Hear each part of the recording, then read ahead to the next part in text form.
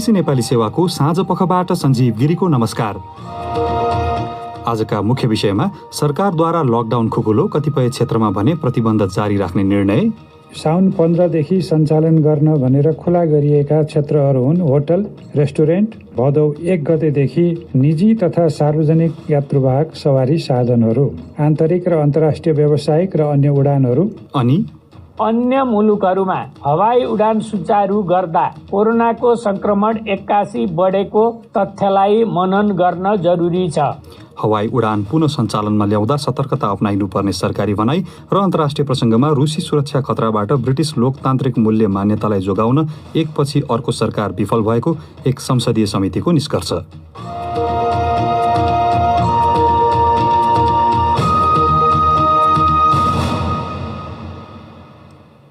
तर सुरुमा आजका प्रमुख विश्व समाचार। गनी अन्सारीबाट समाचार सुन्नुहोस्। ब्रिटेनको एक संसदीय समितिले ब्रिटिस लोकतन्त्रका मान्यतालाई गम्भीर रुसी सुरक्षा खतराहरूबाट जोगाउन एकपछि अर्को सरकार विफल भएको निष्कर्ष निकालेको छ। मस्कोले गलत सूचना तथा अस्तव्यस्तता फैलाउन चाहेको संसदको गुप्तचर तथा सुरक्षा समितिले जनाएको हो। स्कटिस तथा ब्रेक्जिट जनमत सङ्ग्रहमाथि रुसको तर्फबाट हुने खतराको आकलन तथा प्रतिकार ब्रिटिस सरकारले नगरेको पनि समितिले आफ्नो प्रतिवेदनमा ल्याएको छ। समितिका एक सदस्य स्टीवार्ट होजीले भने, रुसी हस्तक्षेप सम्बन्धी प्रमाणहरू खोज्ने कुरालाई युके सरकारले सक्रियतापूर्वक व्यवस्था गरेको छ। कुनै प्रमाण नदेखेको भनेर हामीलाई भनियो, तर उनीहरूले यदि प्रमाण हेरेका छैनन् भने त्यो कुरा अर्थहीन छ। ब्रिटिस संसदको गुप्तचर तथा सुरक्षा समितिका सदस्य स्टीवार्ट होजी ब्रिटिस सरकारले लोकतन्त्र तथा लोकतान्त्रिक मूल्य मान्यताको रक्षा गर्न प्रतिबद्ध रहेको जनाएको छ। रुसले संसारमा कुनै पनि चुनावमा हस्तक्षेप नगरेको रुसी राष्ट्रपतिको कार्यालयका एक प्रवक्ताले बताएका छन्। युरोपेली सङ्घका नेताहरू कोरोना भाइरस महामारीले पारेको असरसँग जुझ्न एउटा ठूलो पुनरुत्थान कार्यक्रम तथा 1 खर्ब युरो बराबरको दीर्घकालीन बजेटमा सहमत भएका छन्। अधिकांश नेताले सम्झौतालाई ऐतिहासिक भनेका छन्। 750 अर्ब युरो बराबरको पुनरुत्थान कार्यक्रमका लागि युरोपेली आयोगले सामूहिक रूपमा पहिलो पटक रकम सङ्कलन गर्नेछ। त्यसमध्ये आधा रकम तिर्न नपर्ने गरी अनुदानको रूपमा उपलब्ध गराइनेछ। बीबीसी संवाददाता ग्याभिन ली भन्छन्, नेताहरूले यसलाई ऐतिहासिक भनिरहेका छन् किनकि उनीहरूले 7.5 अर्ब युरो बराबरको पुनरुत्थान कार्यक्रमका लागि सहमति जनाएका छन्, जुन रकम कोरोना भाइरस महामारीबाट थलिएका सदस्य राष्ट्रहरूको अर्थतन्त्र उकास्न खर्चिनेछ।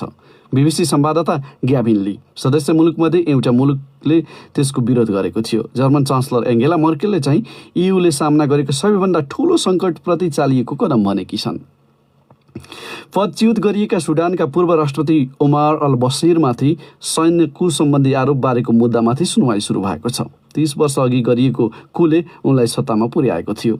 आधुनिक अरब जगतमा सफल सैन्य कू गर्ने कसैमाथि मुद्दा चलाइएको यो पहिलो पटक हो। भ्रष्टाचार सम्बन्धी आरोपमा उनी दोषी ठहर भइसकेका छन्। अन्य 27 जना आरोपितसँगै बसिर सुनवाईका बेला अदालतमा बसिरहेका थिए। अदालत बाहिर परिवारका सदस्यहरूले नाराबाजी गरेका थिए। मुद्दाको अर्को सुनवाई 3 हप्तापछि हुनेछ।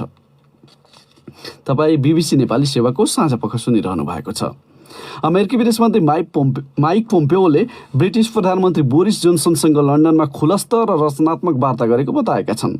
5G देखि दुई देशबीचको व्यापारसम्मका विषयमा कुराकानी भएको उनले बताए। सुरक्षाको कारण देखाउँदै गत साता ब्रिटेनले आफ्नो 5G नेटवर्कमा चिनिया कम्पनी हुवावेईलाई संलग्न हुनमा प्रतिबन्ध लगाएको थियो। वासिङटनले पनि सुरक्षा चासो जनाउँदै आएको छ। फ्रान्सेली बिमा कम्पनी अक्सा कुनै पनि चिनिया कम्पनीको 100% स्वामित्व लिने पहिलो विदेशी संस्था बनेको छ। बेजिङले स्वामित्व सम्बन्धी प्रतिबन्ध हटाएपछि पछिल्लो विकास भएको हो। यसअघि विदेशी कम्पनीहरू चिनिया कम्पनीहरूसँग मिलेर सञ्चालन हुनुपर्ने नियम थियो। फ्रेन्च विदेश मन्त्रीका अनुसार चीनले फ्रान्सको BNP ब्याङ्कलाई तेस्रो पक्षको हकमा सञ्चालित हुन पनि अनुमति दिएको छ र अनैतिक तथा उच्छृङ्खल सामग्री आउने गरेको भन्दै गरिएका उजुरीपछि पाकिस्तानको दूरसञ्चार नियामक निकायले लोकप्रिय भिडियो सेयरिङ एप टिकटकलाई अन्तिम चेतावनी दिएको छ।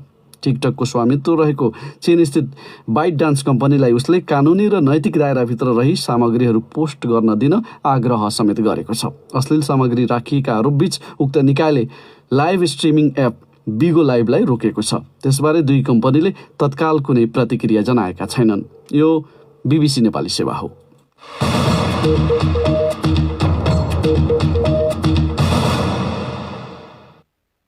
साँझपखमा पुनः स्वागत छ। सरकारले लकडाउन थप खुकुलो पार्दै विभिन्न व्यवसाय तथा गतिविधि सञ्चालन गर्न दिने निर्णय गरेको छ। मन्त्री परिषदको निर्णय सार्वजनिक गर्दै मंगलबार साँझ सरकारका प्रवक्ता युवराज खतिवड़ाले सुरुवाती चरणमा पर्यटन क्षेत्रका विभिन्न व्यवसाय र त्यसको 2 हप्तापछि सार्वजनिक यातायात सहित अन्य विभिन्न सेवा सञ्चालन गर्न दिने बताएका छन्। त्यस्ता गतिविधि सञ्चालन गर्दा सरकारले तोकेको सुरक्षा सम्बन्धी मापदण्ड पूर्ण रूपमा पालना गर्नुपर्ने सरकारी भनाइ छ। एक रिपोर्ट। सोमबार बसेको मन्त्री परिषद बैठकले पर्यटन, सार्वजनिक तथा निजी यातायात, आन्तरिक र अन्तर्राष्ट्रिय व्यावसायिक उडान सञ्चालन लगायतका गतिविधिबारे फरक निर्णय गरेको छ। सरकारले तोकेको मापदण्डमा आधारित रहेर सञ्चालन गर्न सकिने विभिन्न सेवाबारे जानकारी गराउँदै सञ्चार तथा सूचना प्रविधि मन्त्री युवराज खतिवड़ा भन्छन्, साउन 15 देखि सञ्चालन गर्न भनेर खुला गरिएका क्षेत्रहरू हुन् होटल, रेस्टुरेन्ट, जसमा सामूहिक भोज, पार्टी, सेमिनार र अन्य सामूहिक भेला चाहिँ गर्न पाइने छैन। भदौ 1 गतेदेखि भौतिक पूर्वाधार तथा यातायात मन्त्रालयले तोकेको मापदण्ड बमोजिम हुने गरी छोटो, मध्यम र लामो दूरीमा जिल्लाभित्र तथा अन्तर जिल्ला सञ्चालन हुने निजी तथा सार्वजनिक यात्रुवाहक सवारी साधनहरू, संस्कृति, पर्यटन तथा नागरिक उड्डयन मन्त्रालयले तोकेको मापदण्ड बमोजिम हुने गरी सो मन्त्रालयले तोकेको आन्तरिक र अन्तर्राष्ट्रिय व्यावसायिक र अन्य उडानहरू सञ्चालन गर्न सकिने भयो। त्यो पनि भदौ 1 गतेदेखिको विषय रह्यो। त्यसपछि अन्तर्राष्ट्रिय खेलकुदका प्रशिक्षण र प्रारम्भिक चरणका खेलहरू पनि भदौ 1 गतेबाट सुचारू गर्न सकिने भयो। कोरोना भाइरस रोकथाम तथा नियन्त्रणका लागि सरकारले गत चैत 11 देखि लकडाउन लागू गरेको थियो। पछिल्लो मन्त्री परिषद निर्णयसँगै जारी लकडाउन अन्त्य भएको खतिवड़ाको दाबी छ। तर शैक्षिक संस्था, सबै प्रकारका सभा, गोष्ठी, तालिम, सेमिनार, सिनेमा हल र पार्टी प्यालेस, सैलुन, जिमखाना र खेल मैदानमा हुने प्रस्तुति तथा सबै प्रकारका धार्मिक तथा सामाजिक स्थल भने तत्काल नखोलिने सरकारले निर्णय गरेको छ। खुला रहने सेवा र कार्यहरू सञ्चालन कसरी गर्ने भन्ने विषयमा जानकारी दिँदै खतिवड़ा भन्छन्, सबै प्रकारका सेवा र कार्यहरू सञ्चालन गर्दा 2 मिटरको सामाजिक दूरी कायम गर्ने, मास्क प्रयोग गर्ने, पटक पटक साबुन पानीले हात धुने वा सेनिटाइजरको प्रयोग गर्ने लगायतका जनस्वास्थ्यका मापदण्ड र सुरक्षाका मापदण्ड अनिवार्य रूपमा पालना गर्ने गरी तोकिएका खोलिएका कार्य र सेवाहरू सञ्चालन गर्ने। सरकारको पछिल्लो निर्णयबाट विद्यालय सञ्चालक र खेलकुद क्षेत्र लगायतबाट असन्तुष्टि व्यक्त भएको छ। ठाउँ अनुसार संक्रमणको स्थिति मूल्याङ्कन गर्दै सामाजिक दूरी लगायतका मापदण्ड पालना गरेर ती क्षेत्र समेत सञ्चालनमा ल्याइनुपर्ने उनीहरूको माग छ। आइतबारदेखि सुरु भएको मनसुनी वर्षाले निम्त्याएको बाढी र पहिरोजन्य विपदबाट पछिल्लो 3 दिनमा 1 दर्जनभन्दा बढीले ज्यान गुमाएको अधिकारीहरूले बताएका छन्। पहिरोका कारण काठमाडौँ जोड्ने एउटा प्रमुख सडक पृथ्वी राजमार्ग सहित ठूला साना 2 दर्जनभन्दा बढी सडक अवरुद्ध भएको सरकारी भनाइ छ। पछिल्लो पटक जल तथा मौसम विज्ञान विभागले सोमबार र मंगलबार वर्षा उच्च बिन्दुमा पुग्ने अनुमान गरेको थियो। यसैबीच केही बेर अघि हामीले बाढी र पहिरो लगायतका घटनाका पछिल्लो विवरणबारे राष्ट्रिय विपद जोखिम न्यूनीकरण तथा व्यवस्थापन प्राधिकरणका कार्यकारी प्रमुख अनिल पोखरेलसँग जिज्ञासा राखेका थियौं। जेठ 30 गतेबाट नेपालमा मनसुन प्रवेश भएको दिनदेखि आजसम्मको घटनाहरू हेर्ने भने पहिरोबाट एकदमै धेरै व्यक्तिहरूको ज्यान गुमाउन पुग्यो। 114 जना व्यक्तिहरूको ज्यान गुमाएको छौँ। त्यो सँगसँगै 46 जना बेपत्ता र झन्डै 100 जना जति घाइते हुनुभएको छ। बाढीबाट 3 जनाको मृत्यु, 5 जना बेपत्ता र 1 जना घाइते। त्यसै गरी चट्याङबाट 17 जनाको मृत्यु र 42 जना घाइते हुनुभएको छ। आजको चाहिँ पाएको आँकडा अनुसार चाहिँ 6 जनाको मृत्यु हामीले अहिलेसम्मको रिपोर्ट आयो। हामीहरू अरू बेपत्ता लगायत अरू घाइतेहरूको विवरणहरू अझै तयार पारिरहेका छौँ। अहिले विभिन्न क्षेत्रमा वर्षाको स्थिति के छ र नदीहरूको अवस्था के छ? जल तथा मौसम विज्ञान विभागको पूर्वानुमान अनुसार यो बिहिबारसम्म नै यो लगातार पानी परिरहने पूर्वानुमान उहाँले प्रस्तुत गर्नुभएको थियो। हामीले यो बिहिबारसम्म नै पानी पर्छ, बिहिबारसम्म नै बाढी तथा पहिरोको उच्च जोखिमहरू रहिरहन्छ भन्ने हामीले त्यो चिज हामी सम्प्रेषण गरेका थियौँ। बिहिबारसम्म हामी चनाखो रहनु पर्ने हुन्छ यो बाढी र पहिरोको दुवै हिसाबबाट। नदीहरूको अवस्था चाहिँ के छ?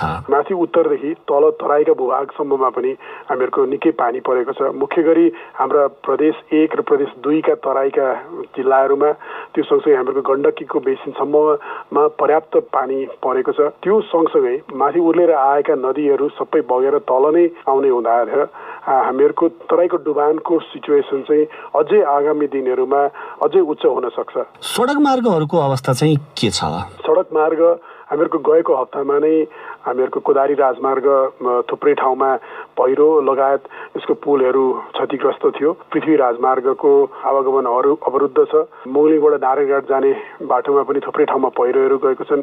पृथ्वी राजमार्गलाई कसरी सुचारू गर्ने हिसाबबाट हामीले अगाडि बढिरहेका छौँ। हामीले पूर्व तयारी हालतमा विभिन्न एक्रो ब्रिज, बेली ब्रिजहरू तयार प्रिपोजिसन अवस्थामा छन्, तर हामीहरूको पुल आफै बगाएको होइन। यो पृथ्वी राजमार्गमा चाहिँ पुलको एबुटमेन्टसँग एप्रोच रोड भनिन्छ, त्यो रोड पुललाई छेडेर पुलको छेउबाट खहरेले यसलाई काटेर लगेको हुनाले हामीले त्यहाँ अहिले एक्रो ब्रिज पनि हाल्नु पर्दैन कि भन्ने हिसाबबाट हामीले स्थलगत टोलीहरू नेपाली सेना र सडक विभागको सिनियर डिभिजनल इन्जिनियरको नेतृत्वमा त्यो टोली अहिले आज दिनभरि त्यो फिल्डको एसेसमेन्टमा हुनुहुन्थ्यो। यदि हामीहरूले त्यो ग्याबियनमा ढुङ्गा तारजालीहरू राखेर बेली ब्रिज अथवा एक्रो ब्रिज भन्दा पनि निकै छिटै टाइममा हामीहरू त्यो सडक सुचारू बनाउन सक्छौँ कि भन्ने हिसाबबाट उहाँहरूको यो स्थलगत टेक्निकल एसेसमेन्टमा अहिले उहाँहरू जारी रहनुहुन्छ। पहिरो उता मोगलिङबाट भरतपुर जाने बाटोमा पनि पहिरो थुप्रै ठाउँमा आएको थियो। आज बेलुकासम्म क्लियर गर्न सकिन्छ कि भन्ने हिसाबबाट थुप्रै डोजरहरू नेपाली सेना लगायत अरू सडक विभागको डोजरहरूले त्यसलाई क्लियर गर्ने काम जारी थियो। सम्भवतः भोलि दिउँसोसम्ममा यो बाटो खोल्नुपर्ने हो। विभिन्न ठाउँमा डुबान छ, पहिरोका कारणले पनि धेरै मानिसहरू घरबार विहीन भएका छन्। उद्धार र राहतको काम चाहिँ के भइरहेको छ? हामीहरूको हरेक जिल्ला र हरेक उच्च जोखिमका स्थलहरूमा नेपाली सेना, सशस्त्र प्रहरी लगायत जनपद प्रहरीहरू, त्यो सँगसँगै नेपाल रेड क्रस लगायत अन्य स्वयंसेवी भोलिन्टियर्सहरू तैनात अवस्थामा हुनुहुन्छ। उहाँहरू फिल्डमै त्यो घटना हुन सक्ने सम्भावित स्थानहरूमा पहिले नै पुगिसक्नु भएको थियो। उद्धार तथा राहतका कार्यक्रमहरू अहिले जारी छन्। अहिले रातिसम्म पनि हामीलाई रिपोर्ट पाए अनुसार मुख्य गरी पहिरोमा घरहरू क्षति भएका अथवा पहिरोमा पुरिएका ठाउँहरूमा अहिले पनि त्यसको खोजी, उद्धार तथा राहत कार्यमा उहाँहरू अहिले पनि लागिरहनु भएको छ। उनी थिए राष्ट्रिय विपद जोखिम न्यूनीकरण तथा व्यवस्थापन प्राधिकरणका कार्यकारी प्रमुख अनिल पोखरेल। साथी नेत्र केसीसँग कुरा गर्दै अर्को विषय, विगत 24 घण्टामा नेपालका विभिन्न जिल्लामा थप 150 व्यक्तिमा कोरोना भाइरस संक्रमण पुष्टि भएको छ। यो वृद्धिसँगै देशभरि पुष्टि भएका संक्रमितको कुल संख्या 17,994 पुगेको छ। तीमध्ये 12,477 जना संक्रमितहरू भाइरस मुक्त भएर घर फर्किएको र 40 जनाको मृत्यु भएको स्वास्थ्य तथा जनसङ्ख्या मन्त्रालयको तथ्याङ्कले देखाउँछ। विगत 24 घण्टामा 609 जना निको भएर घर फर्किएको जानकारी मन्त्रालयका प्रवक्ता डाक्टर जागेश्वर गौतमले दिएका छन्। उनका अनुसार अहिले संक्रमण भएका कुल 5,477 मानिस देशभरि आइसोलेसनमा छन्। थपिएका संक्रमितहरूबारे जानकारी गराउँदै गौतम, आज संक्रमित हुनेहरूको जम्मा संख्या 150 छ र हालसम्म सक्रिय संक्रमितको संख्या 5,477 छ। यसैबीच विभिन्न देशहरूमा रहेका नेपालीहरू स्वदेश फर्कने क्रम बढिरहेका बेला आफ्नै घरमा तोकिएका मापदण्ड पालना गर्ने गरी 14 दिनसम्म घरमै क्वारेन्टिनमा बस्न मिल्ने प्रावधान सहितको मापदण्ड मन्त्रालयले स्वीकृत गरेको छ। त्यस्तै सरकारले भदौ महिनाको 1 गतेबाट आन्तरिक तथा बाह्य हवाई उडान पुनः सञ्चालनमा ल्याउने निर्णय गरेको भए पनि उक्त निर्णय कोरोना भाइरसको संक्रमण घटेका कारण नगरिएको बताउँदै गौतम भन्छन्, छिमेकी देश लगायत अन्य मुलुकहरूमा हवाई उडान सुचारू गर्दा कोरोनाको संक्रमण 81 बढेको तथ्यलाई मनन गर्न जरुरी छ। त्यसैले यात्राको दौरानमा यात्रु तथा उडान कर्मीहरूको सुरक्षाको उपायहरू तोकिएको मापदण्ड बमोजिम व्यवस्था गराउनु हुन उडान कम्पनीहरूलाई स्वास्थ्य तथा जनसङ्ख्या मन्त्रालय विशेष अनुरोध गर्दछ। नेपालमा गत 24 घण्टामा 3,963 जनाको PCR परीक्षण गरिएसँगै कुल परीक्षण संख्या 3,23,835 पुगेको छ। नेपालमा सबै 77 जिल्लामा कोरोना भाइरस संक्रमण भए पनि अहिले 7 जिल्लामा संक्रमितको संख्या शून्यमा झरेको छ। अब पालो श्रोता प्रतिक्रियाको। प्रस्तुत गर्दैछन् साथीहरू गनी अन्सारी र सृजना श्रेष्ठ। विद्यालयहरू तत्काल खोल्न सकिने अवस्था नभएपछि सरकारी अधिकारीहरू दूर शिक्षा, अनलाइन कक्षा, शैक्षिक सत्र लम्ब्याउने वा रद्द गर्ने र पाठ्यक्रम छोट्याउने जस्ता विकल्पमा छलफल गरिरहेको बताइएको छ। कोरोना भाइरसको महामारीबीच यो वर्षको शैक्षिक सत्रको विषयमा के गर्न ठिक हुन्छ भनी आज हामीले सामाजिक सञ्जाल फेसबुक र ट्विटरमा सोधेका थियौं। प्राप्त जवाफमध्ये हामीले केहीलाई समेटेका छौं। अम्बिका नेपाल अधिकारी लेख्छिन्, यो वर्षलाई स्थगित गरेर अर्को वर्षबाट सुरु गर्दा उपयुक्त हुने देखिन्छ। अर्ध शिक्षालाई निरन्तरता दिएर विद्यार्थीको भविष्यलाई अन्धकार नबनाऊ। तर यमुना ढकालको सुझाव छ पाठ्यक्रम छोट्याएर पढाउनुपर्छ, शैक्षिक सत्र खेर फाल्ने होइन। यदि खेर फालियो भने विद्यार्थीहरूको पढ्ने मानसिकता नै हराउँछ। यो विपद कहिले हट्छ के थाहा छ र? त्यसैले सक्दो छिटो विद्यालय खोलौं र सतर्कताका साथ पढाउँ। साया खिम लेख्छिन्, जुन उपाय अपनाए पनि यो शैक्षिक सत्र खेर नफाल्दा नै बेस हुन्छ। लोकराज आचार्यको तर्क छ जुन महिनामा कोरोना भाइरस निर्मूल हुन्छ सोही महिनाबाट शैक्षिक सत्र सुरु गरी पहिलेको पाठ्यक्रममै शैक्षिक गतिविधि गर्न सकिन्छ। अहिलेको समयमा रेडियो, टेलिभिजन र अनलाइन मार्फत दूर शिक्षा अवलम्बन गरी अनौपचारिक शिक्षालाई पनि उच्च प्राथमिकतामा राख्नुपर्छ। पंकज ठाकुरले लेखेका छन्, दूर शिक्षा र अनलाइन शिक्षा नेपालमा प्रभावकारी छैन। बरु आवश्यक सावधानी अपनाएर विद्यालयमै पढ्ने वातावरण बनाउनुपर्छ। कोरोना भाइरस महामारी तत्काल अन्त्य हुने आशा नरहेकोले यो सँगै बाँच्न सिक्नुपर्छ। सुरेन्द्र बहादुर सिंहले लेखेका छन्, यातायात लगायत खुलिसकेको अवस्थामा विद्यालयहरू पनि बिस्तारै परिस्थितिलाई मध्यनजर गरी सुरु गर्दै जाँदा ठिक होला। बरु जोखिमको अवस्था हेरी 2 शिफ्टमा कक्षा सञ्चालन गर्नुका साथै साना कक्षालाई अलि पछि र माथिल्ला तहका कक्षाहरू सामाजिक दूरी कायम गरी सञ्चालन गर्दा बेस होला। कृत्रिम साक्यको तर्क छ, जोखिमको मूल्याङ्कन गरी कम जोखिम भएका ठाउँमा विद्यालय खोल्दा केही फरक पर्छ जस्तो लाग्दैन। जोखिम भएका ठाउँमा भने उपयुक्त शिक्षा प्रणाली जस्तै अनलाइन कक्षा, शैक्षिक कार्यक्रमहरू रेडियो मार्फत प्रसारण गर्दा ठिक हुन्छ। अब पालो केही अन्तर्राष्ट्रिय विषयको। युरोपेली सङ्घ सम्बन्धी जनमत सङ्ग्रहका बेला रुसी हस्तक्षेपको विषयलाई सरकारले सक्रियतापूर्वक व्यवस्था गरेको ब्रिटेनको एक संसदीय समितिले औल्याएको छ।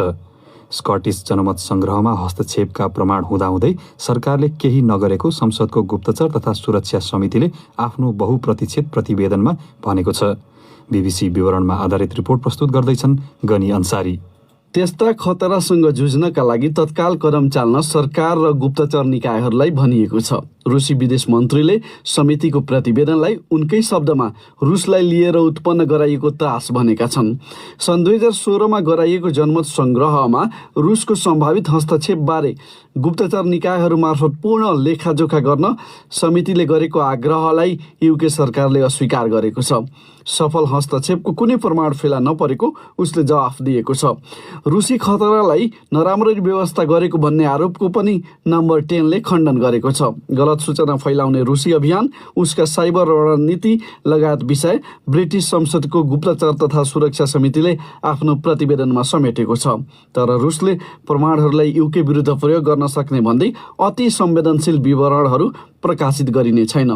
युकेमा रुसी प्रभाव सामान्य भइसकेको भन्दै समितिले चुनावका बेला गलत सूचना मार्फत युकेलाई स्पष्ट रूपमा निशाना बनाइएको उल्लेख गरेको छ। तर त्यससँग जुझ्न ब्रिटेनको कुनै पनि निकायले नेतृत्व नलिएको समितिले आरोप लगाएको छ।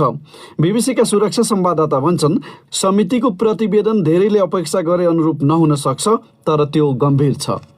गनी अन्सारी। भाइरल नाच र हास्य मिश्रित अभिनयका कारण टिकटक युवा वर्गमा निकै लोकप्रिय बनेको छ।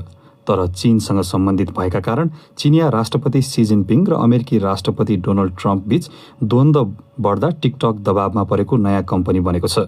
बीबीसी विवरणमा आधारित रिपोर्ट सुनौ सृजना श्रेष्ठबाट। अमेरिका र अस्ट्रेलिया यो एपलाई प्रतिबन्ध लगाउन सकिने बताइरहेका छन् भने भारतले यसलाई प्रतिबन्ध लगाइसकेको छ। युट्युब जस्तै टिकटक निशुल्क प्रयोग गर्न सकिने सेवाको एप हो। प्रयोगकर्ताहरूले गीत र विशेष प्रभाव देखिने फिल्टरको ठूलो भण्डारबाट छानेको सुविधा प्रयोग गरेर 1 मिनेटसम्म लामो भिडियो राख्न सक्छन्। चलचित्रका संवाद र हास्य रसका भनाइहरूमा पनि प्रयोगकर्ताहरूले अभिनय गर्न सक्छन्। एक प्रयोगकर्ताले 1000 फलोवर बनाएपछि प्रत्यक्ष भिडियो पनि प्रसारण गर्न सक्छन्। प्रयोगकर्ताले डिजिटल उपहार पनि ग्रहण गर्न सक्छन् र त्यसलाई पैसासँग साट्न सक्छन्। एपमा साथीका भिडियोहरू र पहिले हेरिएको भिडियोको आधारमा चर्चित नयाँ भिडियो हेर्न सकिन्छ। प्रयोगकर्ताहरूबीच सन्देश आदान प्रदान गर्ने सुविधा पनि छ। सन् 2019 को सुरुदेखि टिकटक सबैभन्दा बढी डाउनलोड हुने एपहरूको सूचीमा नियमित परिरहेको छ। महामारीको लकडाउनका कारण यसमा मानिसको आकर्षण वात्तै बढेको छ। अहिले यो एप अनुमानित 2 अर्ब पटक डाउनलोड गरिएको छ र यसका 80 करोड सक्रिय प्रयोगकर्ता छन्। यो एप सबैभन्दा बढी भारतमा डाउनलोड भएको थियो, तर प्रतिबन्धका कारण अहिले चीन र अमेरिका यसको सबैभन्दा ठूलो बजार हो। टिकटक 3 एपका साथ सुरु भएको थियो। पहिलो 2014 मा सुरु भएको अमेरिकी एप म्युजिकली हो। सन् 2016 मा चीनिया प्रविधि कम्पनी बाइट डान्सले चीनमा उस्तै प्रकारको ठाउइन एप सुरु गर्यो। बाइट डान्सले त्यसलाई संसारभरि टिकटकको नामले फैलायो। 2018 मा बाइट डान्सले म्युजिकलीलाई किन्यो र यसलाई टिकटकमा मिसायो। बाइट डान्सले चीनिया स्वामित्वबाट आफ्नो एपलाई पर राख्ने प्रयास गरेको छ। सृजना श्रेष्ठ। प्रसङ्ग फेरि नेपालकै। सरकारले कोरोना भाइरस संक्रमण पुष्टि भएका तर लक्षण र संकेत नदेखिएका व्यक्तिहरू होम आइसोलेसन अर्थात् घरमै आइसोलेसनमा बसेर उपचार गर्न सक्ने व्यवस्था गरेपछि कतिपय व्यक्तिहरूले अहिले घरमै बसेर उपचार गर्ने मौका पाएका छन्। जनस्वास्थ्य कार्यालय सुर्खेतले अहिले 13 जना घरमै आइसोलेसनमा बसेर उपचार गरिरहेका र 2 जना निको भइसकेको जनाएको छ। वडा जनप्रतिनिधि र स्वास्थ्य कर्मीको निगरानीमा घरमै बसेर उपचार गरिरहेका व्यक्तिहरू पनि कोरोना भाइरस संक्रमणलाई जित्न सकिने अनुभूति सुनाउँछन् भन्छन् सुर्खेतबाट साथी प्रकाश पन्त। शंका लागेर पीसीआर चेक गर्दा कोरोना भाइरस संक्रमण पुष्टि भए पनि घरमै बसेर उपचार गर्न पाउँदा त्यस्तो संक्रमणको अनुभूति भने नभएको होम आइसोलेसनमा बसेकाहरू बताउँछन्। मैले औषधि कुनै पनि प्रयोग गरेको छैन, त्यही भएर चाहिँ के भन्छु भन्दाखेरि त्यो मेसिन बिग्रेर हो कि पुनः परीक्षण गरिपाउँ भनेर भनेको थिएँ मैले, त्यो अलिक सम्भव भएन। त्यस्तो केही लागेको छैन, स्वास्थ्यमा केही चेन्ज छैन, जे पहिला थियो त्यही अवस्था। कोभिड-19 पुष्टिपछि घरमै बसेर उपचार गर्दा तनाव खेप्नु नपरेको वीरेन्द्रनगरका भीम प्रसाद शर्मा रूपाखेती बताउँछन्।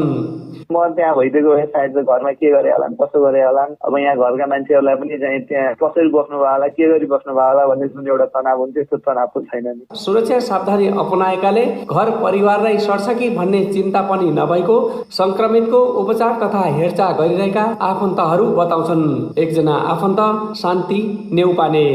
अहिले चाहिँ अब सबैजनालाई देखिँदै अब सन्चो हुँदै घर गइराख्नु भएको छ सबै, त्यो भएर अहिले आफ्नो घरमा नै आइपुग्दाखेरि चाहिँ खासै त्यस्तो डर लागेको छैन। 3 साता होम आइसोलेसनमा बसेर निको भएकी प्रदेश अस्पताल सुर्खेतकी नर्सिङ निरीक्षक बिन्दु कडेल सुरक्षा सावधानी अपनाए घरमै बसेर पनि कोरोना भाइरसलाई जित्न सकिने दाबी गर्छिन्। एक्लै रुममा बसे पनि घरमै त छु जस्तो लाग्यो, त्यस्तो खास केही भएन क्या। समस्या पनि त्यस्तो नदेखेको भएर खासै टेन्सन त भएन। होम आइसोलेसनमा बसेका संक्रमितहरूले उपचार अवधिभर बाहिर ननिस्किने, अलगै शौचालय प्रयोग गर्ने, दिनमा कम्तीमा 3 पटक ज्वरो जाँच गर्ने जस्ता 14वटा कुराहरू पालना गर्दै आएको बताएका छन्। प्रकाश पन्त, BBC सुर्खेत। तपाईँ BBC नेपाली सेवा सुनिरहनु भएको छ। हाम्रो कार्यक्रम देशैभरि 400 भन्दा बढी FM स्टेशनबाट प्रसारण हुने गर्छ। अहिले संसारभरि नै कोरोना भाइरसको महामारी भएकोले हामीले कार्यक्रममा पनि त्यसै सन्दर्भका धेरै सामग्री प्रस्तुत गर्ने गरेका छौँ। रेडियोका अतिरिक्त BBC नेपाली सेवाको वेबसाइट bbcnepali.com मा पनि हामीले कोरोना भाइरस प्रकोपबारे ताजा र उपयोगी विवरण तथा जानकारीहरू नियमित रूपमा प्रस्तुत गर्ने गरेका छौँ। कृपया ती सामग्री हेर्ने गर्नुहोला। BBC नेपाली सेवाको फेसबुक पेज मार्फत पनि तपाईँ हाम्रा सामग्री हेर्न सक्नुहुन्छ। आज मंगलबार प्रस्तुत छ सकारात्मक कामको चर्चा गरिने साप्ताहिक विकल्पको बाटो।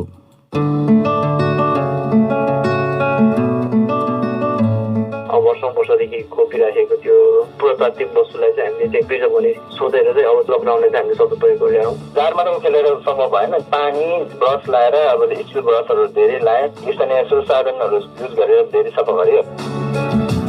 कोरोना भाइरसको महामारीले निम्ति आएको असहज परिस्थितिमाझ सोलुखुम्बुका 2 युवकहरूले आफ्ना पुर्खाहरूले ढुङ्गामा खोपेका लिपिहरूको संरक्षण गर्ने काम अघि बढाएका छन्। विगतमा धार्मिक मन्त्रहरू, पारिवारिक सुख र कृषिमा भएको उब्जनी जस्ता सन्दर्भहरू समेटेर ढुङ्गामा लेख्ने चलन भए पनि आजकाल त्यो हराइसकेको छ। बरु त्यस्ता सन्दर्भ लेखिएका ढुङ्गाहरू पनि माटो र झाडीले पुरिएर सङ्कटमा परेका छन्। अहिले लकडाउनका बेला तिनै ढुङ्गामा खोपेका पुरातात्विक महत्वका अक्षरहरूको संरक्षण र प्रवर्धनमा सोलुखुम्बुका 2 युवकहरू जुटेका हुन्। सकारात्मक प्रयासहरूको चर्चा गरिने साप्ताहिक विकल्पको बाटोमा तिनै युवाहरूको नौलो कामको चर्चा गर्दैछिन् सोलुखुम्बुबाट साथी सुजाता तामाङ आफ्नो यो रिपोर्टमा।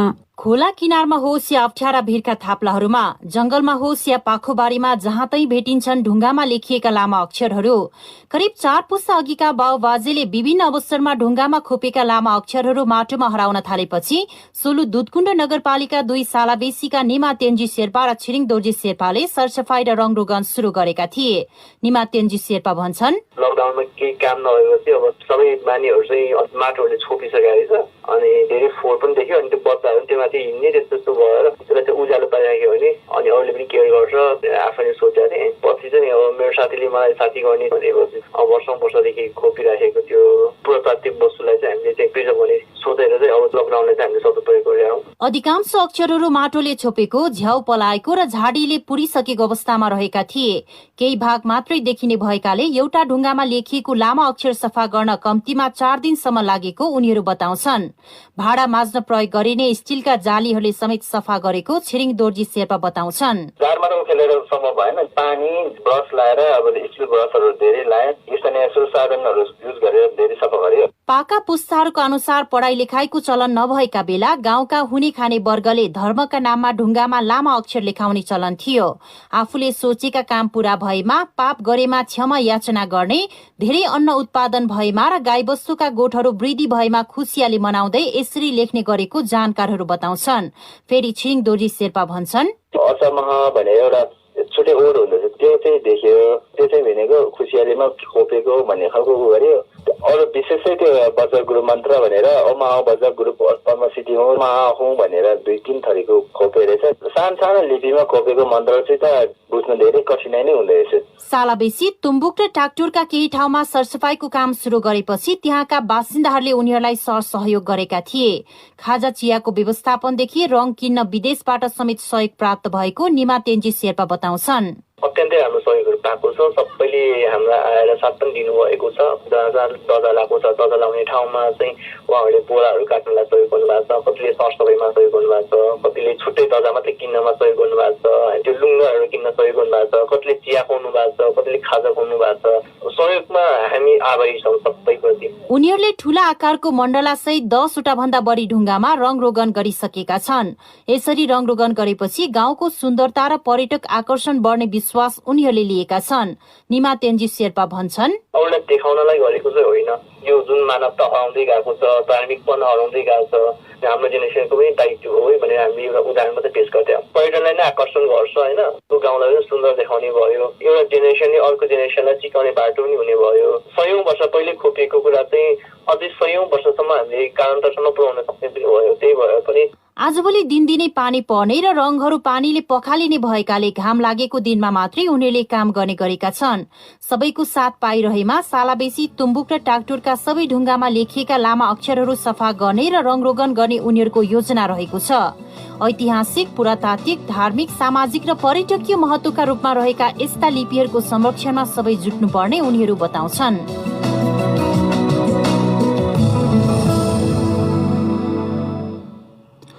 विकल्पको बाटो प्रस्तुत गर्दै थिइन् साथी सुजाता तामाङ।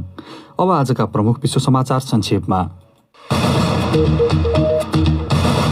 ब्रिटेनको एक संसदीय समितिले ब्रिटिस लोकतन्त्रका मूल्य मान्यतालाई गम्भीर रुसी सुरक्षा खतराहरूबाट जोगाउन एकपछि अर्को सरकार विफल भएको निष्कर्ष निकालेको छ। युरोपेली सङ्घका नेताहरू कोरोना भाइरस महामारीले पारेको असरसँग जुझ्नका निम्ति एउटा ठूलो पुनरुत्थान कार्यक्रम तथा 1 खर्ब युरो बराबरको दीर्घकालीन बजेटमा सहमत भएका छन्। पदच्युत गरिएका सुडानका पूर्व राष्ट्रपति ओमार अल बसिर विरुद्ध सैन्य कुसम्बन्धी आरोप बारेको मुद्दामाथि सुनवाई सुरु भएको छ। अमेरिकी विदेश मन्त्री माइक पोम्पियोले ब्रिटिस प्रधानमन्त्री बोरिस जोन्सनसँग लन्डनमा खुलस्त र रचनात्मक वार्ता गरेको बताएका छन्। फ्रान्सेली बिमा कम्पनी अक्सा कुनै पनि चिनिया कम्पनीको 100% स्वामित्व लिने पहिलो विदेशी संस्था बनेको छ र अनैतिक तथा उशृङ्खल सामग्री आउने गरेको भन्दै गरिएका उजुरीपछि पाकिस्तानको दूरसञ्चार नियामक निकायले लोकप्रिय भिडियो शेयरिङ एप टिकटकलाई अन्तिम चेतावनी दिएको छ।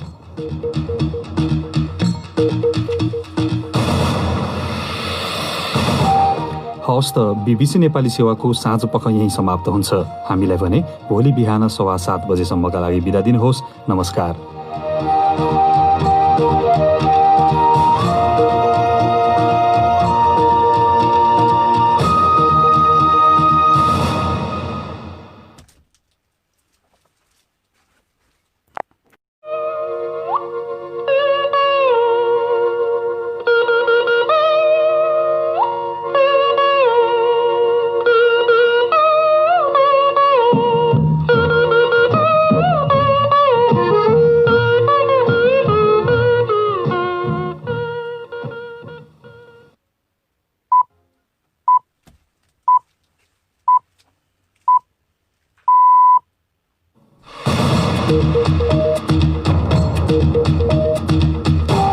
बीबीसी नेपाली सेवाको साँझपखबाट सञ्जीव गिरीको नमस्कार। आजका मुख्य विषयमा सरकारद्वारा लकडाउन खुकुलो, कतिपय क्षेत्रमा भने प्रतिबन्ध जारी राख्ने निर्णय, साउन 15 देखि सञ्चालन गर्न भनेर खुला गरिएका क्षेत्रहरू हुन् होटल, रेस्टुरेन्ट, भदौ 1 गतेदेखि निजी तथा सार्वजनिक यात्रुवाहक सवारी साधनहरू, आन्तरिक र अन्तर्राष्ट्रिय व्यावसायिक र अन्य उडानहरू, अनि अन्य मुलुकहरूमा हवाई उडान सुचारू गर्दा कोरोनाको संक्रमण 81 बढेको तथ्यलाई मनन गर्न जरुरी छ।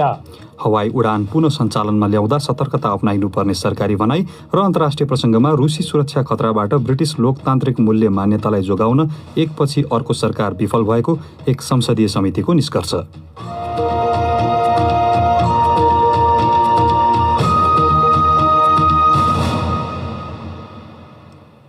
तर सुरुमा आजका प्रमुख विश्व समाचार। गनी अन्सारीबाट समाचार सुन्नुहोस्। ब्रिटेनको एक संसदीय समितिले ब्रिटिस लोकतन्त्रका मान्यतालाई गम्भीर रुसी सुरक्षा खतराहरूबाट जोगाउन एकपछि अर्को सरकार विफल भएको निष्कर्ष निकालेको छ। मस्कोले गलत सूचना तथा अस्तव्यस्तता फैलाउन चाहेको संसदको गुप्तचर तथा सुरक्षा समितिले जनाएको हो। स्कटिस तथा ब्रेक्जिट जनमत सङ्ग्रहमाथि रुसको तर्फबाट हुने खतराको आकलन तथा प्रतिकार ब्रिटिस सरकारले नगरेको पनि समितिले आफ्नो प्रतिवेदनमा उल्ल्याएको छ। समितिका एक सदस्य स्टीवार्ट होजीले भने, रुसी हस्तक्षेप सम्बन्धी प्रमाणहरू खोज्ने कुरालाई युके सरकारले सक्रियतापूर्वक व्यवस्था गरेको छ। कुनै प्रमाण नदेखेको भनेर हामीलाई भन्यो, तर उनीहरूले यदि प्रमाण हेरेका छैनन् भने त्यो कुरा अर्थहीन छ। ब्रिटिस संसदको गुप्तचर तथा सुरक्षा समितिका सदस्य स्टीवार्ट होजी। ब्रिटिस सरकारले लोकतन्त्र तथा लोकतान्त्रिक मूल्य मान्यताको रक्षा गर्न प्रतिबद्ध रहेको जनाएको छ। रुसले संसारमा कुनै पनि चुनावमा हस्तक्षेप नगरेको रुसी राष्ट्रपतिको कार्यालयका एक प्रवक्ताले बताएका छन्।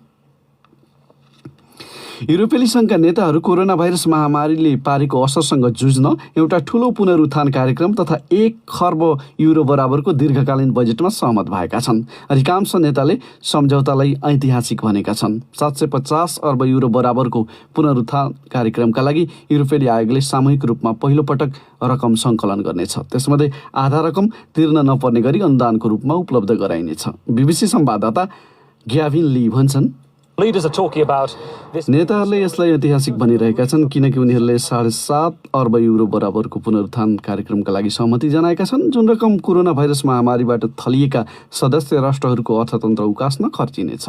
बीबीसी संवाददाता ग्याभिन ली, सदस्य मुलुकमध्ये एउटा मुलुकले त्यसको विरोध गरेको थियो। जर्मन चान्सलर एङ्गेला मर्केलले चाहिँ EUले सामना गरेको सबैभन्दा ठूलो सङ्कटप्रति चालिएको कदम भनेकी छन्।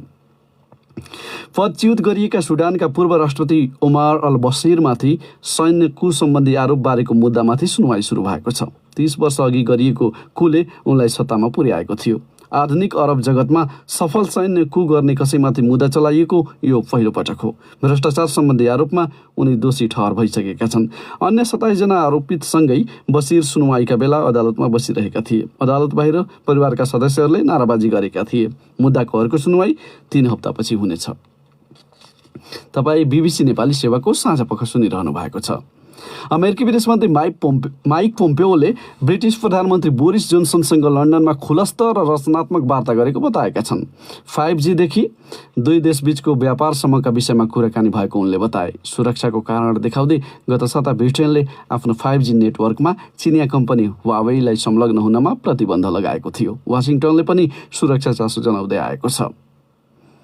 फ्रान्सेली बिमा कम्पनी अक्सा कुनै पनि चिनिया कम्पनीको 100% स्वामित्व लिने पहिलो विदेशी संस्था बनेको छ। बेजिङले स्वामित्व सम्बन्धी प्रतिबन्ध हटाएपछि पछिल्लो विकास भएको हो। यसअघि विदेशी कम्पनीहरू चिनिया कम्पनीहरूसँग मिलेर सञ्चालन हुनुपर्ने नियम थियो। फ्रेन्च विदेश मन्त्रीका अनुसार चीनले फ्रान्सको BNP ब्याङ्कलाई तेस्रो पक्षको हकमा सञ्चालित हुन पनि अनुमति दिएको छ र अनैतिक तथा उच्छृङ्खल सामग्री आउने गरेको भन्दै गरिएका उजुरीपछि पाकिस्तानको दूरसञ्चार नियामक निकायले लोकप्रिय भिडियो सेयरिङ एप टिकटकलाई अन्तिम चेतावनी दिएको छ। टिकटकको स्वामित्व रहेको चीनस्थित बाइट डान्स कम्पनीलाई उसले कानुनी र नैतिक दायराभित्र रही सामग्रीहरू पोस्ट गर्न दिन आग्रह समेत गरेको छ। अश्लील सामग्री राखिएका आरोपबीच उक्त निकायले लाइभ स्ट्रिमिङ एप बिगो लाइभलाई रोकेको छ। त्यसबारे दुई कम्पनीले तत्काल कुनै प्रतिक्रिया जनाएका छैनन्। यो बीबीसी नेपाली सेवा हो।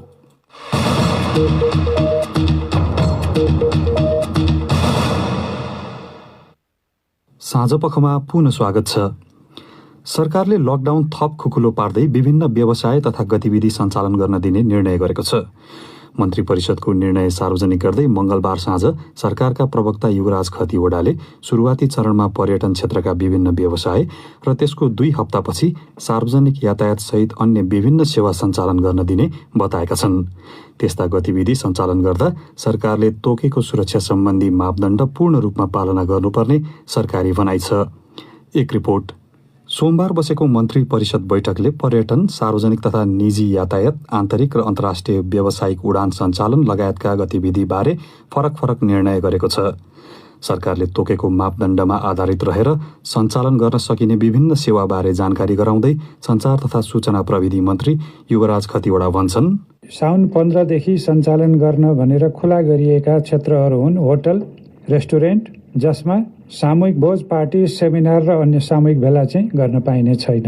भदौ 1 गतेदेखि भौतिक पूर्वाधार तथा यातायात मन्त्रालयले तोकेको मापदण्ड बमोजिम हुने गरी छोटो, मध्यम र लामो दूरीमा जिल्लाभित्र तथा अन्तर जिल्ला सञ्चालन हुने निजी तथा सार्वजनिक यात्रुवाहक सवारी साधनहरू, संस्कृति, पर्यटन तथा नागरिक उड्डयन मन्त्रालयले तोकेको मापदण्ड बमोजिम हुने गरी सो मन्त्रालयले तोकेको आन्तरिक र अन्तर्राष्ट्रिय व्यावसायिक र अन्य उडानहरू सञ्चालन गर्न सकिने भयो। त्यो पनि भदौ 1 गतेदेखिको विषय रह्यो। त्यसपछि अन्तर्राष्ट्रिय खेलकुदका प्रशिक्षण र प्रारम्भिक चरणका खेलहरू पनि भदौ 1 गतेबाट सुचारू गर्न सकिने भयो। कोरोना भाइरस रोकथाम तथा नियन्त्रणका लागि सरकारले गत चैत 11 देखि लकडाउन लागू गरेको थियो। पछिल्लो मन्त्री परिषद निर्णयसँगै जारी लकडाउन अन्त्य भएको खतिवड़ाको दाबी छ।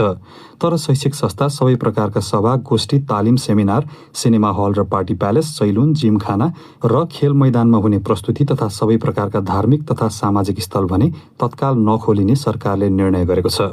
खुला रहने सेवा र कार्यहरू सञ्चालन कसरी गर्ने भन्ने विषयमा जानकारी दिँदै खतिवड़ा भन्छन्, सबै प्रकारका सेवा र कार्यहरू सञ्चालन गर्दा 2 मिटरको सामाजिक दूरी कायम गर्ने, मास्क प्रयोग गर्ने, पटक पटक साबुन पानीले हात धुने वा सेनिटाइजरको प्रयोग गर्ने लगायतका जनस्वास्थ्यका मापदण्ड र सुरक्षाका मापदण्ड अनिवार्य रूपमा पालना गर्ने गरी तोकिएका खोलिएका कार्य र सेवाहरू सञ्चालन गर्ने। सरकारको पछिल्लो निर्णयबाट विद्यालय सञ्चालक र खेलकुद क्षेत्र लगायतबाट असन्तुष्टि व्यक्त भएको छ। ठाउँ अनुसार संक्रमणको स्थिति मूल्याङ्कन गर्दै सामाजिक दूरी लगायतका मापदण्ड पालना गरेर ती क्षेत्र समेत सञ्चालनमा ल्याइनुपर्ने उनीहरूको माग छ। आइतबारदेखि सुरु भएको मनसुनी वर्षाले निम्त्याएको बाढी र पहिरोजन्य विपदबाट पछिल्लो 3 दिनमा 1 दर्जनभन्दा बढीले ज्यान गुमाएको अधिकारीहरूले बताएका छन्। पहिरोका कारण काठमाडौँ जोड्ने एउटा प्रमुख सडक पृथ्वी राजमार्ग सहित ठूला साना 2 दर्जनभन्दा बढी सडक अवरुद्ध भएको सरकारी भनाइ छ। पछिल्लो पटक जल तथा मौसम विज्ञान विभागले सोमबार र मंगलबार वर्षा उच्च बिन्दुमा पुग्ने अनुमान गरेको थियो। यसैबीच केही बेर अघि हामीले बाढी र पहिरो लगायतका घटनाका पछिल्लो विवरणबारे राष्ट्रिय विपद जोखिम न्यूनीकरण तथा व्यवस्थापन प्राधिकरणका कार्यकारी प्रमुख अनिल पोखरेलसँग जिज्ञासा राखेका थियौं। जेठ 30 गतेबाट नेपालमा मनसुन प्रवेश भएको दिनदेखि आजसम्मको घटनाहरू हेर्ने भने पहिरोबाट एकदमै धेरै व्यक्तिहरूको ज्यान गुमाउन पुग्यो। 114 जना व्यक्तिहरूको ज्यान गुमाएको छौँ। त्यो सँगसँगै 46 जना बेपत्ता र झन्डै 100 जना जति घाइते हुनुभएको छ। बाढीबाट 3 जनाको मृत्यु, 5 जना बेपत्ता र 1 जना घाइते। त्यसै गरी चट्याङबाट 17 जनाको मृत्यु र 42 जना घाइते हुनुभएको छ। आजको चाहिँ पाएको आँकडा अनुसार चाहिँ 6 जनाको मृत्यु हामीले अहिलेसम्मको रिपोर्ट आयो। हामीहरू अरू बेपत्ता लगायत अरू घाइतेहरूको विवरणहरू अझै तयार पारिरहेका छौँ। अहिले विभिन्न क्षेत्रमा वर्षाको स्थिति के छ र नदीहरूको अवस्था के छ? जल तथा मौसम विज्ञान विभागको पूर्वानुमान अनुसार यो बिहिबारसम्म नै यो लगातार पानी परिरहने पूर्वानुमान उहाँले प्रस्तुत गर्नुभएको थियो। हामीले यो बिहिबारसम्म नै पानी पर्छ, बिहिबारसम्म नै बाढी तथा पहिरोको उच्च जोखिमहरू रहिरहन्छ भन्ने हामीले त्यो चिज हामीले सम्प्रेषण गरेका थियौँ। बिहिबारसम्म हामी चनाखो रहनुपर्ने हुन्छ यो बाढी र पहिरोको दुवै हिसाबबाट। नदीहरूको अवस्था चाहिँ के छ? माथि उत्तरदेखि तल तराईका भूभागसम्ममा पनि हामीहरूको निकै पानी परेको छ। मुख्य गरी हाम्रा प्रदेश 1 र प्रदेश 2 का तराईका जिल्लाहरूमा, त्यो सँगसँगै हामीहरूको गण्डकीको बेसिनसम्ममा पर्याप्त पानी परेको छ। त्यो सँगसँगै माथि उर्लेर आएका नदीहरू सबै बगेर तल नै आउने हुँदा हामीहरूको तराईको डुबानको सिचुएसन चाहिँ अझै आगामी दिनहरूमा अझै उच्च हुन सक्छ। सडक मार्गहरूको अवस्था चाहिँ के छ? सडक मार्ग हामीहरूको गएको हप्तामा नै हामीहरूको कोदारी राजमार्ग थुप्रै ठाउँमा पहिरो लगायत यसको पुलहरू क्षतिग्रस्त थियो। पृथ्वी राजमार्गको आवागमन अवरुद्ध छ। मोगलिङबाट नारायणघाट जाने बाटोमा पनि थुप्रै ठाउँमा पहिरोहरू गएको छन्। पृथ्वी राजमार्गलाई कसरी सुचारू गर्ने हिसाबबाट हामीले अगाडि बढिरहेका छौँ। हामीले पूर्व तयारी हालतमा विभिन्न एक्रो ब्रिज, बेली ब्रिजहरू तयार प्रिपोजिसन अवस्थामा छन्।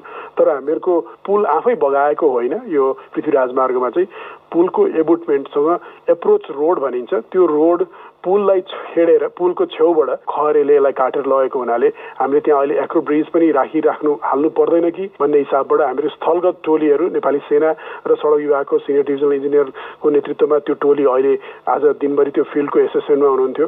यदि हामीहरूले त्यो ग्याबियनमा ढुङ्गा तारजालीहरू राखेर बेली ब्रिज अथवा एक्रो ब्रिज भन्दा पनि निकै छिटै टाइममा हामीहरू त्यो सडक सुचारू बनाउन सक्छौँ कि भन्ने हिसाबबाट उहाँहरूको यो स्थलगत टेक्निकल एसेसमेन्टमा अहिले उहाँहरू जारी रहनुहुन्छ।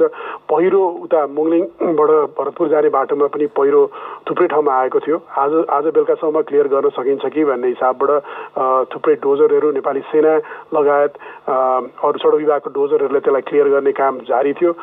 सम्भवतः भोलि दिउँसोसम्ममा यो बाटो खोल्नुपर्ने हो। विभिन्न ठाउँमा डुबान छ, पहिरोका कारणले पनि धेरै मानिसहरू घरबार विहीन भएका छन्। उद्धार र राहतको काम चाहिँ के भइरहेको छ? हामीहरूको हरेक जिल्ला र हरेक उच्च जोखिमका स्थलहरूमा नेपाली सेना, सशस्त्र प्रहरी लगायत जनपद प्रहरीहरू, त्यो सँगसँगै नेपाल रेड क्रस लगायत अन्य स्वयंसेवी भोलिन्टियर्सहरू तैनात अवस्थामा हुनुहुन्छ। उहाँहरू फिल्डमै त्यो घटना हुन सक्ने सम्भावित स्थानहरूमा पहिले नै पुगिसक्नु भएको थियो। उद्धार तथा राहतका कार्यक्रमहरू अहिले जारी छन्। अहिले रातिसम्म पनि हामीलाई रिपोर्ट पाए अनुसार मुख्य गरी पहिरोमा घरहरू क्षति भएका अथवा पहिरोमा पुरिएका ठाउँहरूमा अहिले पनि त्यसको खोजी, उद्धार तथा राहत कार्यमा उहाँहरू अहिले पनि लागिरहनु भएको छ। उनी थिए राष्ट्रिय विपद जोखिम न्यूनीकरण तथा व्यवस्थापन प्राधिकरणका कार्यकारी प्रमुख अनिल पोखरेल। साथी नेत्र केसीसँग कुरा गर्दै अर्को विषय, विगत 24 घण्टामा नेपालका विभिन्न जिल्लामा थप 150 व्यक्तिमा कोरोना भाइरस संक्रमण पुष्टि भएको छ। यो वृद्धिसँगै देशभरि पुष्टि भएका संक्रमितको कुल संख्या 17,994 पुगेको छ। तीमध्ये 12,477 जना संक्रमितहरू भाइरस मुक्त भएर घर फर्किएको र 40 जनाको मृत्यु भएको स्वास्थ्य तथा जनसङ्ख्या मन्त्रालयको तथ्याङ्कले देखाउँछ।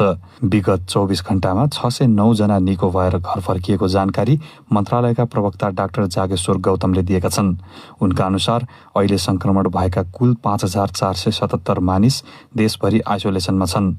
थपिएका संक्रमितहरूबारे जानकारी गराउँदै गौतम, आज संक्रमित हुनेहरूको जम्मा संख्या 150 छ र हालसम्म सक्रिय संक्रमितको संख्या 5,477 छ। यसैबीच विभिन्न देशहरूमा रहेका नेपालीहरू स्वदेश फर्कने क्रम बढिरहेका बेला आफ्नै घरमा तोकिएका मापदण्ड पालना गर्ने गरी 14 दिनसम्म घरमै क्वारेन्टिनमा बस्न मिल्ने प्रावधान सहितको मापदण्ड मन्त्रालयले स्वीकृत गरेको छ। त्यस्तै सरकारले भदौ महिनाको 1 गतेबाट आन्तरिक तथा बाह्य हवाई उडान पुनः सञ्चालनमा ल्याउने निर्णय गरेको भए पनि उक्त निर्णय कोरोना भाइरसको संक्रमण घटेका कारण नगरिएको बताउँदै गौतम भन्छन्, छिमेकी देश लगायत अन्य मुलुकहरूमा हवाई उडान सुचारू गर्दा कोरोनाको संक्रमण 81 बढेको तथ्यलाई मनन गर्न जरुरी छ। त्यसैले यात्राको दौरानमा यात्रु तथा उडान कर्मीहरूको सुरक्षाको उपायहरू तोकिएको मापदण्ड बमोजिम व्यवस्था गर्न गराउनु हुन उडान कम्पनीहरूलाई स्वास्थ्य तथा जनसङ्ख्या मन्त्रालय विशेष अनुरोध गर्दछ। नेपालमा गत 24 घण्टामा 3,963 जनाको PCR परीक्षण गरिएसँगै कुल परीक्षण संख्या 3,23,835 पुगेको छ। नेपालमा सबै 77 जिल्लामा कोरोना भाइरस संक्रमण भए पनि अहिले 7 जिल्लामा संक्रमितको संख्या शून्यमा झरेको छ। अब पालो श्रोता प्रतिक्रियाको। प्रस्तुत गर्दैछन् साथीहरू गनी अन्सारी र सृजना श्रेष्ठ। विद्यालयहरू तत्काल खोल्न सकिने अवस्था नभएपछि सरकारी अधिकारीहरू दूर शिक्षा, अनलाइन कक्षा, शैक्षिक सत्र लम्ब्याउने वा रद्द गर्ने र पाठ्यक्रम छोट्याउने जस्ता विकल्पमा छलफल गरिरहेको बताइएको छ। कोरोना भाइरसको महामारीबीच यो वर्षको शैक्षिक सत्रको विषयमा के गर्न ठिक हुन्छ भनी आज हामीले सामाजिक सञ्जाल फेसबुक र ट्विटरमा सोधेका थियौं। प्राप्त जवाफमध्ये हामीले केहीलाई समेटेका छौं। अम्बिका नेपाल अधिकारी लेख्छिन्, यो वर्षलाई स्थगित गरेर अर्को वर्षबाट सुरु गर्दा उपयुक्त हुने देखिन्छ।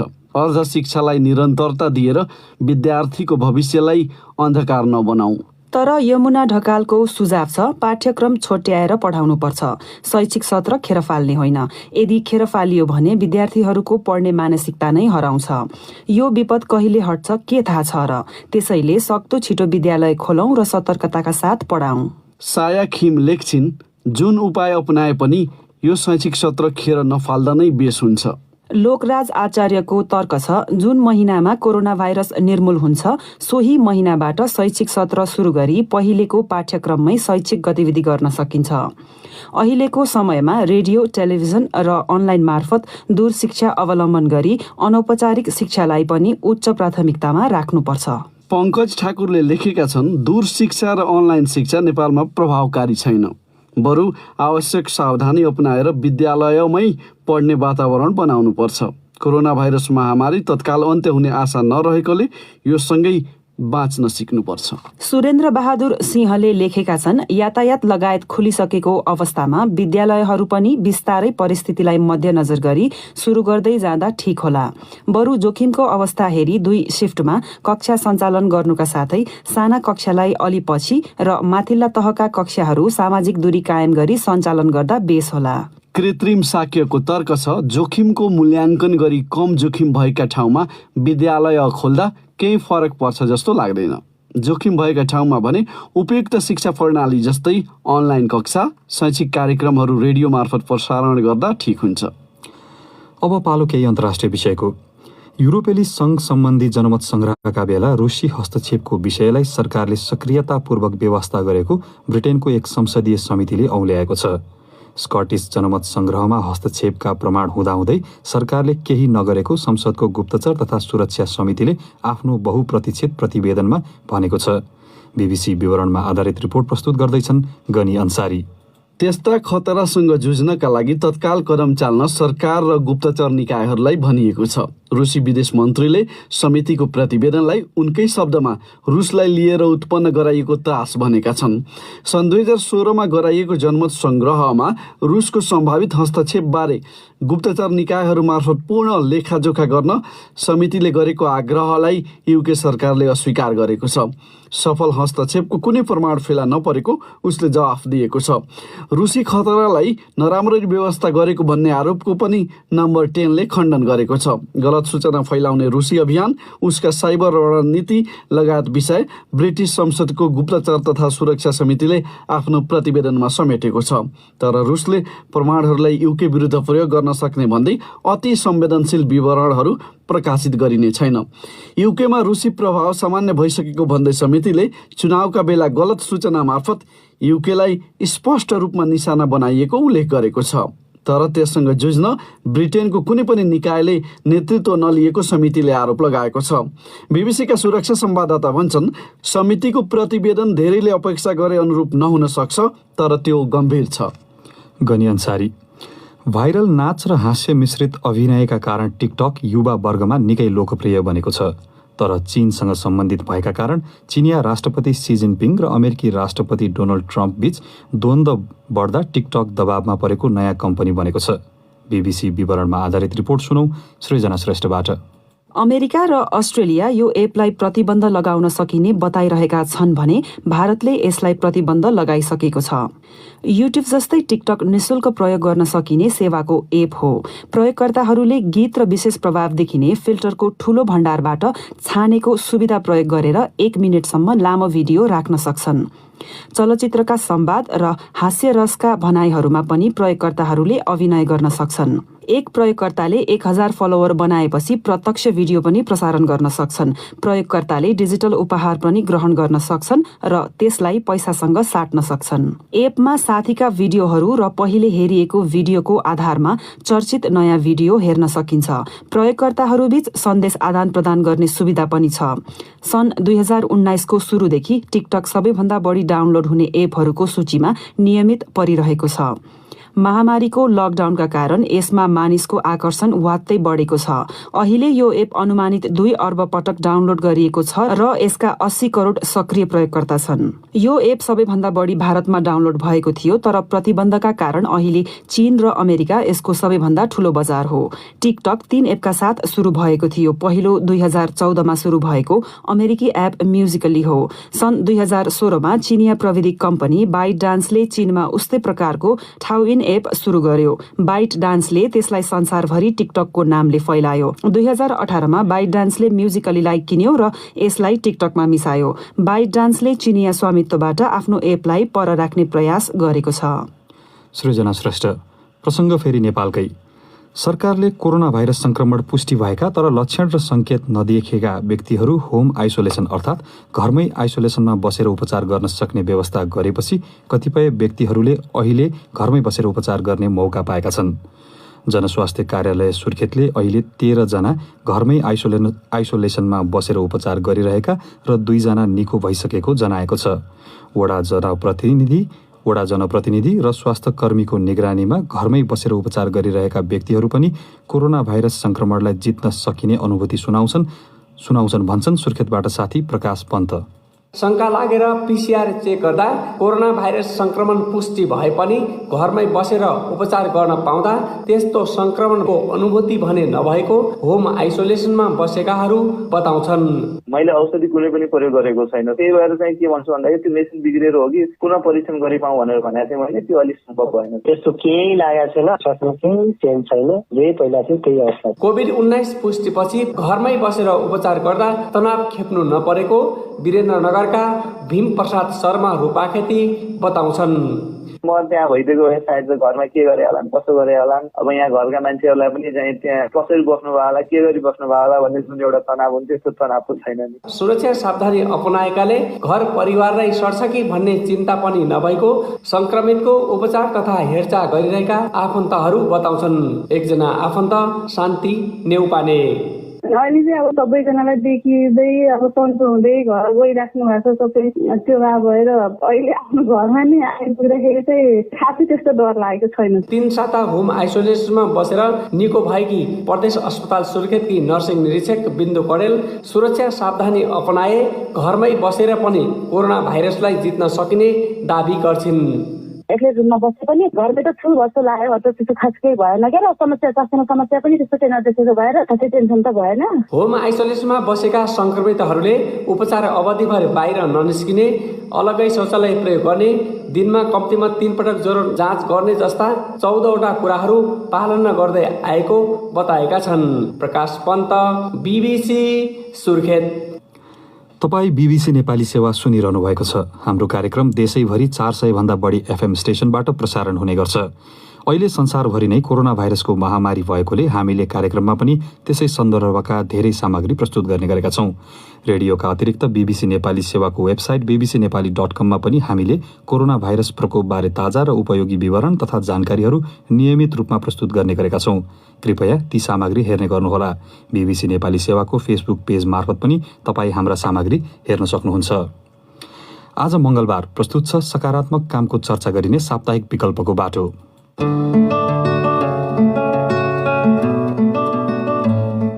वर्षौंदेखि खोपिराखेको त्यो पुरातात्विक वस्तुलाई चाहिँ हामीले चाहिँ प्रिजर्भ हुने सोधेर चाहिँ अब लकडाउनले चाहिँ हामीले सदुपयोग गरिरहेको हौँ। जाडमा खेलेर सम्भव भएन, पानी ब्रस लाएर अब स्टिल ब्रसहरू धेरै लाए, स्थानीय साधनहरू युज गरेर धेरै सफा गर्यो। कोरोना भाइरसको महामारीले निम्त्याएको असहज परिस्थितिमाझ सोलुखुम्बुका 2 युवकहरूले आफ्ना पुर्खाहरूले ढुङ्गामा खोपेका लिपिहरूको संरक्षण गर्ने काम अघि बढाएका छन्। विगतमा धार्मिक मन्त्रहरू, पारिवारिक सुख र कृषिमा भएको उब्जनी जस्ता सन्दर्भहरू समेटेर ढुङ्गामा लेख्ने चलन भए पनि आजकाल त्यो हराइसकेको छ। बरु त्यस्ता सन्दर्भ लेखिएका ढुङ्गाहरू पनि माटो र झाडीले पुरिएर सङ्कटमा परेका छन्। अहिले लकडाउनका बेला तिनै ढुङ्गामा खोपेका पुरातात्विक महत्वका अक्षरहरूको संरक्षण र प्रवर्धनमा सोलुखुम्बुका 2 युवकहरू जुटेका हुन्। सकारात्मक प्रयासहरूको चर्चा गरिने साप्ताहिक विकल्पको बाटोमा तिनै युवाहरूको नौलो कामको चर्चा गर्दैछिन् सोलुखुम्बुबाट साथी सुजाता तामाङ आफ्नो यो रिपोर्टमा। खोला किनारमा होस् या अप्ठ्यारा भिरका थाप्लाहरूमा, जंगलमा होस् या पाखोबारीमा जहाँ तै भेटिन्छन् ढुङ्गामा लेखिएका लामा अक्षरहरू। करिब 4 पुस्ता अघिका बाउबाजेले विभिन्न अवसरमा ढुङ्गामा खोपेका लामा अक्षरहरू माटोमा हराउन थालेपछि सोलु दुधकुण्ड नगरपालिका 2 सालाबेसीका निमा तेन्जी शेर्पा र छिरिङ दोर्जी शेर्पाले सरसफाई र रङरोगन शुरू गरेका थिए। निमा तेन्जी शेर्पा भन्छन्, लकडाउनमा केही काम नभएपछि अब सबै मानिसहरू चाहिँ माटोहरूले छोपिसकेको रहेछ अनि धेरै फोहोर पनि देख्यो अनि त्यो बच्चाहरू त्यो माथि हिँड्ने त्यस्तो भएर त्यसलाई चाहिँ उज्यालो पाइराख्यो भने अनि अरूले पनि केयर गर्छ आफैले सोचेको थिएँ। पछि चाहिँ अब मेरो साथीले मलाई साथी गर्ने भनेपछि अब वर्षौंदेखि खोपिराखेको त्यो पुरातात्विक वस्तुलाई चाहिँ हामीले चाहिँ के छ भने सोधेर चाहिँ अब लकडाउनले चाहिँ हामीले सदुपयोग गरेका हौँ। अधिकांश अक्षरहरू माटोले छोपेको, झ्याउ पलाएको र झाडीले पुरिसकेको अवस्थामा रहेका थिए। केही भाग मात्रै देखिने भएकाले एउटा ढुङ्गामा लेखिएको लामा अक्षर सफा गर्न कम्तीमा 4 दिनसम्म लागेको उनीहरू बताउँछन्। भाडा माझ्न प्रयोग गरिने स्टिलका जालीहरूले समेत सफा गरेको छिरिङ दोर्जी शेर्पा बताउँछन्। झारमाटो खेलेर सम्भव भएन, पानी ब्रस लाएर अब स्टिल ब्रसहरू धेरै लाए, स्थानीय साधनहरू युज गरेर धेरै सफा गर्यो। पाका पुस्ताहरूको अनुसार पढाइ लेखाइको चलन नभएका बेला गाउँका हुने खाने वर्गले धर्मका नाममा ढुङ्गामा लामा अक्षर लेखाउने चलन थियो। आफूले सोचेका काम पूरा भएमा, पाप गरेमा क्षमा याचना गर्ने, धेरै अन्न उत्पादन भएमा र गाईबस्तुका गोठहरू वृद्धि भएमा खुसियाली मनाउँदै यसरी लेख्ने गरेको जानकारहरू बताउँछन्। फेरि छिरिङ दोर्जी शेर्पा भन्छन्, असमह भने एउटा छुट्टै ओड हुँदछ, त्यो चाहिँ देख्यो, त्यो चाहिँ भनेको खुसियालीमा खोपेको भन्ने खालको उ गर्यो। अरू विशेषै त्यो बज्र गुरु मन्त्र भनेर ओमा बज्र गुरु पद्म सिद्धि हो मा हूँ भनेर 2-3 थरीको खोपे रहेछ। सानो लिपिमा खोपेको मन्त्र चाहिँ त बुझ्न धेरै कठिनाइ नै हुँदो रहेछ। सालाबेसी, तुम्बुक र टाकटुरका केही ठाउँमा सरसफाईको काम सुरु गरेपछि त्यहाँका बासिन्दाहरूले उनीहरूलाई सहयोग गरेका थिए। खाजा चियाको व्यवस्थापनदेखि रङ किन्न विदेशबाट समेत सहयोग प्राप्त भएको निमा तेन्जी शेर्पा बताउँछन्। अत्यन्तै हाम्रो सहयोगहरू पाएको छ, सबैले हामीलाई आएर साथ पनि दिनुभएको छ। जहाँ दर्जा लगाएको छ, दर्जा लाउने ठाउँमा चाहिँ उहाँहरूले बोराहरू काट्नलाई सहयोग गर्नुभएको छ, कतिले सरसफाइमा सहयोग गर्नुभएको छ, कतिले छुट्टै दर्जा मात्रै किन्नमा सहयोग गर्नुभएको छ, त्यो लुङ्गाहरू किन्न सहयोग गर्नुभएको छ, कतिले चिया खुवाउनु भएको छ, कतिले खाजा खुवाउनु भएको छ। सहयोगमा हामी आभारी छौँ सबैप्रति। उनीहरूले ठूला आकारको मण्डला सहित 10 वटा भन्दा बढी ढुङ्गामा रङरोगन गरिसकेका छन्। यसरी रङरोगन गरेपछि गाउँको सुन्दरता र पर्यटक आकर्षण बढ्ने विश्वास उनीहरूले लिएका छन्। निमा तेन्जी शेर्पा भन्छन्, अरूलाई देखाउनलाई गरेको चाहिँ होइन, यो जुन मानवता हराउँदै गएको छ, धार्मिकपन हराउँदै गएको छ, हाम्रो जेनेरेसनको पनि दायित्व हो है भने हामीले एउटा उदाहरण मात्रै पेश गर्थ्यौँ। पर्यटनलाई नै आकर्षण गर्छ होइन, त्यो गाउँलाई पनि सुन्दर देखाउने भयो, एउटा जेनेरेसनले अर्को जेनेरेसनलाई सिकाउने बाटो पनि हुने भयो। 100औं वर्ष पहिले खोपिएको कुरा चाहिँ अझै 100औं वर्षसम्म हामीले कालान्तरसम्म पुर्याउन सक्ने पनि भयो। त्यही भएर पनि आजभोलि दिनदिनै पानी पर्ने र रङहरू पानीले पखालिने भएकाले घाम लागेको दिनमा मात्रै उनीहरूले काम गर्ने गरेका छन्। सबैको साथ पाइरहेमा सालाबेसी, तुम्बुक र टाकटुरका सबै ढुङ्गामा लेखिएका लामा अक्षरहरू सफा गर्ने र रङरोगन गर्ने उनीहरूको योजना रहेको छ। ऐतिहासिक, पुरातात्विक, धार्मिक, सामाजिक र पर्यटकीय महत्वका रूपमा रहेका यस्ता लिपिहरूको संरक्षणमा सबै जुट्नुपर्ने उनीहरू बताउँछन्।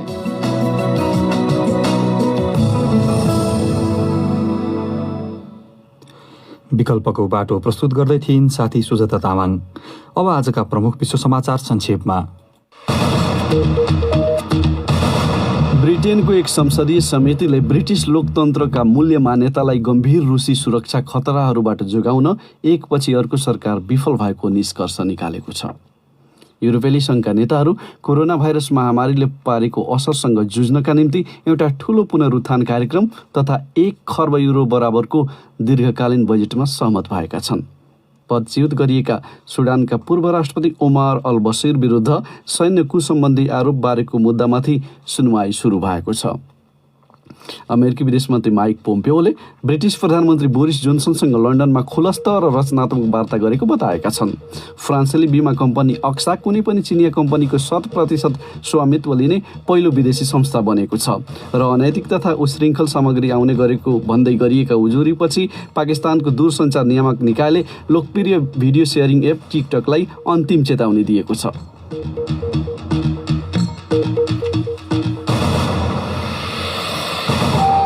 हवस् त बीबीसी नेपाली सेवाको साँझ पख यही समाप्त हुन्छ। हामीलाई भने भोलि बिहान 7:15 बजेसम्मका लागि बिदा दिनुहोस्। नमस्कार।